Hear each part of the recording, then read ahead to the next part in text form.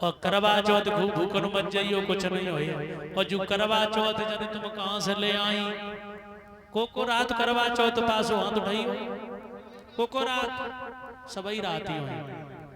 जब तक कौन से वेद में लिखी करवा चौथ व्रत रही हो कहां देखी जिजी नचे तो मऊ नचे ना मऊ नहीं नचे। ये करवा चौथ माताओं बिल्कुल गलत है। तुम्हें किसने समझा दिया कि तुम करवा चौथ व्रत करो? बिल्कुल गलत है।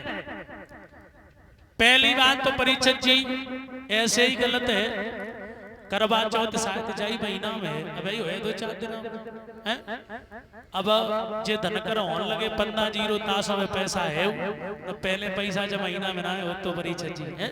मैया सही बताइयो तुम्हारे पति पे पैसा ना हो। और जब व्रत में हमने सुनी कि सारे वस्त्र नहीं आते बिछिया भी नहीं आते भैया तो माता हमें सही बताइए अगर उन पे रुपया ना हो तो कहां से लें? दुखी भाई कहो भाई और पति दुखी भाई तो तुम्हारे व्रत का फायदा न करो कुछ ना। और जब व्रत में परिचय जी बिछियो नहीं उतार के पहनो है ना ऐसा ही तो है। बूढ़ी मैया तुम्हारे जमाने में बिछिया उत्तर पहनवे के बाद फिर कबे उतरता कबे उतरता बिछिया इधर वाले भैया पति कबे बिछिया उतारे जा जब पति दुनिया से चला जाए। और जिस साल भीतर गोविंदाय नमो नमः बेडर है ना। माताओं क्यों पाखंड में पड़ी हो? इस करवा चौथ से तुम्हें कुछ नहीं मिलेगा। और करवा चौथ कब किसने मनाई काय को मनाई? परीक्षित जी जब रावण का देहांत हुआ था तो भगवान श्री राम जी ने मैया मंदोदरी विभीषण के लिए बिठा रही थी इसी दिन इसी महीने में। परीक्षित जी ऐसा प्रमाण कुछ विद्वानों का मत है। तो इस पूजा में परीक्षित जी जोर बात जरूर बंद करना है। अब कछु बोलो तो करा जोर बात बनता है और जोर बात न बनो तो पूजा खंडित है। और जोर बात कब बन तो भैया जब आदमी मर जाए तब संजा का हो तो शुद्ध तब जोर बात बनतो है। तो राम जी ने जब मंदोदरी विभीषण के लिए बिठा रही थी उस दिन करवा चौथ का दिन था। तो मंदोदरी ने दूसरा पति किया था कौन? विभीषण। माताओं किसने तुम्हें भ्रम में डाल दिया? क्यों पागलपंती के काम कर रही हो? ये व्रत गलत है। लेकिन अब जे जोर का अगर एक ना करके छोड़ दो तो क्या भैया मरे क्या आदमी मरे? हाँ हम सुनते रात भैया माताएं बातें करती रहती। अब कहिए ना खैर हम आज सुनते रहे लेकिन अब कहिए ना हम आज सुनते रहे इतिहास है।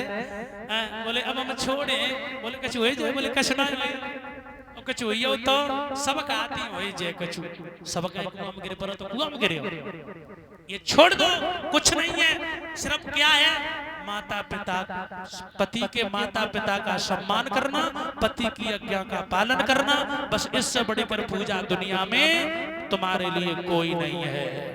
कोई भगवान नहीं है। बोल गोविंद भगवान की। लेकिन परीक्षित जी ऐसा कुछ बहनाएं कर लेती हैं जो पढ़ी लिखी होती हैं जो संस्कारवान होती हैं जिनके माँ बाप समझदार होते वो बहनाएं ऐसा काम करती हैं। एक गांव में एक बहन की शादी होकर के गई। परीक्षित जी पढ़ी लिखी थी अच्छे परिवार की थी माता पिता ने संस्कार दिया। जब उसकी शादी होकर के गई तो डुकरिया पुरानी रहे पुराने जमाने की जैसे सब परी पाखंड तो डोकरी मैया ने जैसे बिटिया डोला होने से उतरी माता तो एक प्लेट में रसगुल्ला डाल ले छेना डाल ले अगरबत्ती को पैकेट डाल लो। बोले चलो पहले देवी की पूजा करें। तो पढ़ी लिखी बिटिया ने कही माँ हमारे लिए तुम ही देवी हो हम कहीं नहीं जाएंगे। बोले आते ही आते हुक्म चलाने लगी। पहनाव देखो लड़ना भी मत तो भी काम नहीं चलेगा बुद्धि से दिमाग से। उस बेटी ने कहा जवाब देंगे तो मामला बिगड़ जाएगा। पीछे हो गई सास आगे हो गई। बुजुर्ग हो देवी के मंदिर के पास पहुंची तो भैया वह मंदिर पे पत्थर के शेर छपे। क्या छपे थे? पत्थर के शेर। कोई बात नहीं कोई बच्चा है अच्छा ठीक ऐसे तो ना है भगवान की दया से तो ले बात और जी हमारे गांव में कितने कह रही रहती है ये हमारे ग्राम नगला मचे से ये जो बेटा हमें हार डाल करके सम्मान कर रहे हैं, नाम फिर बोलिए, ऐसा नाम है ये अर्नव यादव जो सुमित यादव के पुत्र हैं, उनकी तरफ से हमारे गले में नोटों का हार आया। भगवान से कामना करूंगा, हे परमपिता परमात्मा, ऐसे पुत्रों के यहाँ धर्म के क्षेत्र में बढ़ते रहे, परिवार में खुशियां बनी रहे। बोल गोविंद भगवान की। परीक्षित जी प्रसंग चल रहा था, कछु कह रहे थे, सत्य बोलिए। हाँ, वो पढ़ी लिखी बेटी सासू के पीछे चली, बुजुर्ग मंदिर पे पहुंची तो मंदिर पे पत्थर के शेर बड़े बड़े छपे रहे। कहूं कहूं होते चाचा जी, बड़े बड़े शेर छपे रहे। पर बिटिया ने जो शेर देखे सोई रोन लगी और रोए के सास को टिटुआ कर पकड़ लो कस के। बोले क्या करती है?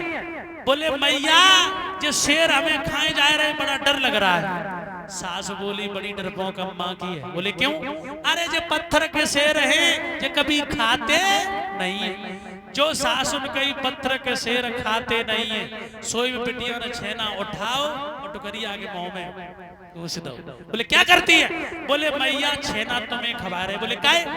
पत्थर के शेर जब हमें नहीं खाएंगे तो पत्थर की देवी रसगुल्ला ना खाएगी। वो बेटी ने ज्ञान दिया कि मेरी माँ शेरा वाली है, मेरी माँ तार वाली है।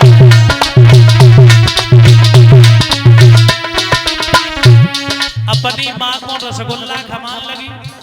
ए बहना, जिन बहनाओं की शादी नहीं हुई उनसे निवेदन है, कथा सुनने आई हो तुम्हें ऐसे ही दिमाग से चलना है ना। कौन है तुम्हारी माँ? मेरी माँ शेरा वाली है, मेरी माँ शेरा वाली है, मेरी माँ शेरा वाली है। वो बेटी बोली शेर एक तूने जायो, विवाह की मोले आयो, शेर एक विवाह की मोले आयो। ओ माँ, हमारे लिए तू शेरा वाली है।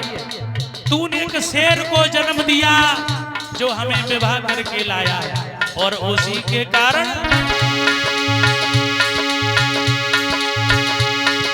उसी शेर के कारण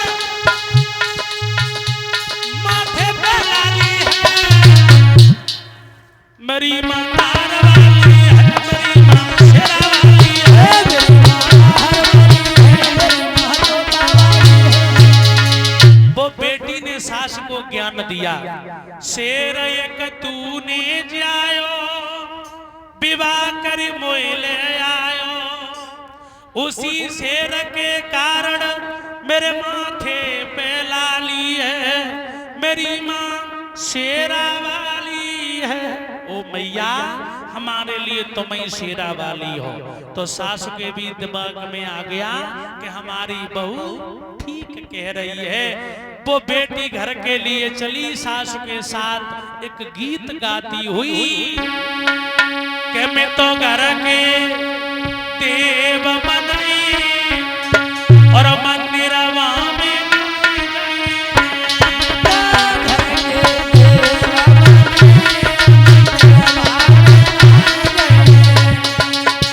का बोली। अरे सास मेरी गोरा, ससुर मेरे गोरा,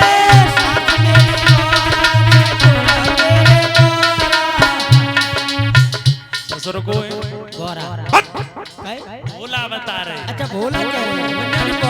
अरे सास मेरी गोरा, ससुर मेरे गोरा,